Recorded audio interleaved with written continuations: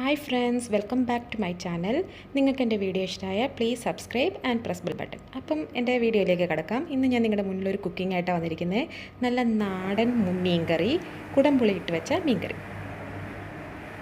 മീൻകറിക്ക് വേണ്ടിയിട്ട് നമുക്ക് 1 കിലോ വറ്റമീൻ എടുക്കാം. അതിലേക്ക് ഒരു ലെമൺ സ്ക്യൂസ് ചെയ്തിട്ടുണ്ട്. കുറച്ച് ഉപ്പും ഇട്ട് നമുക്കതിനെ നന്നായിട്ട് ക്ലീൻ ചെയ്തെടുക്കാം. വാഷ് ചെയ്ത് ക്ലീൻ ചെയ്തെടുക്കാം. ആ ക്ലീൻ ചെയ്ത് വെച്ചിരിക്കുന്ന മീനിലേക്ക് നമുക്ക് കണ്ടില്ലേ, നന്നായിട്ട് ക്ലീൻ ആയിരിക്കുന്ന മീനിലേക്ക് നമുക്ക് 1/2 സ്പൂൺ മുളക് പൊടി, 1/2 സ്പൂൺ മുളക് പൊടിയും അല്ല 1/4 സ്പൂൺ, കാലും കുറച്ചുകൂടെ വേണം, ഒരു മഞ്ഞൾപ്പൊടിയും ഇട്ട് നന്നായിട്ട് പുരട്ടി ഒരു സൈഡിലേക്ക് മാറ്റി വെക്കാം. നമുക്ക് മാറ്റി വെക്കാം. കറിക്ക് വേണ്ടിയിട്ടുള്ള ഇൻഗ്രീഡിയൻസ്: ഒരു ചെറിയ ഉള്ളി ഹാഫ് അരിഞ്ഞ് വെച്ചിട്ടുണ്ട്, ഒരു മീഡിയം ടൈപ്പ് ഇഞ്ചി വെച്ചിട്ടുണ്ട്, വെളുത്തുള്ളി ഒരു ഫുൾ എടുത്തിട്ടുണ്ട്. ഇഞ്ചിയും വെളുത്തുള്ളിയും നമുക്ക് ആവശ്യാനുസരണം കൂട്ടിയോ കുറച്ചോ എടുക്കാം.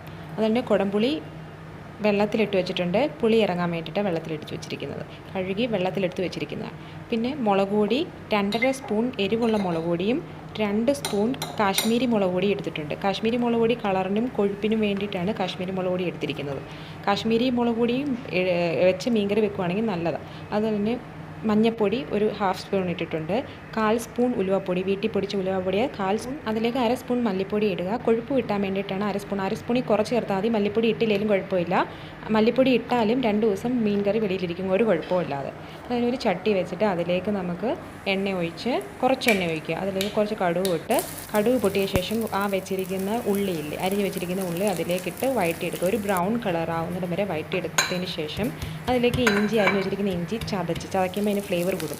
അതിലേക്ക് ഈ വേണ്ട ഉള്ളിയിലേക്ക് ബ്രൗൺ കളർ ആവണേ, അതിലേക്ക് ഈ ഇഞ്ചി ഇട്ടൊന്ന് ചെറുതായിട്ടൊന്ന് വഴറ്റുക. അതിൻ്റെ ഒരു പച്ചമണം മാറി വരുമ്പോഴത്തേക്കും വെളുത്തുള്ളിയും ചതച്ച് അതിലേക്ക് ഇടുക.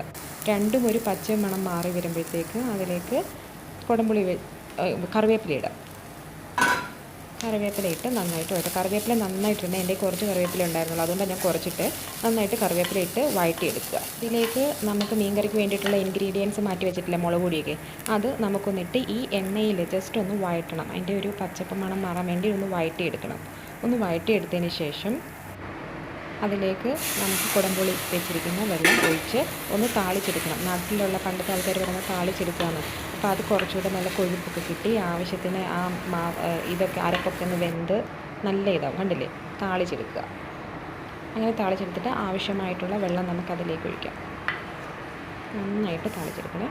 അനുസരണം ഉപ്പും ഇട്ട് വെള്ളം ഒഴിച്ച് വെള്ളം ഒരു തിളപ്പരുവാകുമ്പോഴത്തേക്കും, ഈ പതഞ്ഞ് വരുമ്പോൾ തിളപ്പരുവാകുന്നുള്ളൂ, അതിലേക്ക് ഓരോ മീനും ഇട്ട് കൊടുക്കുക. ഓരോന്നായിട്ട് മീൻ ഇട്ട് കൊടുക്കുക.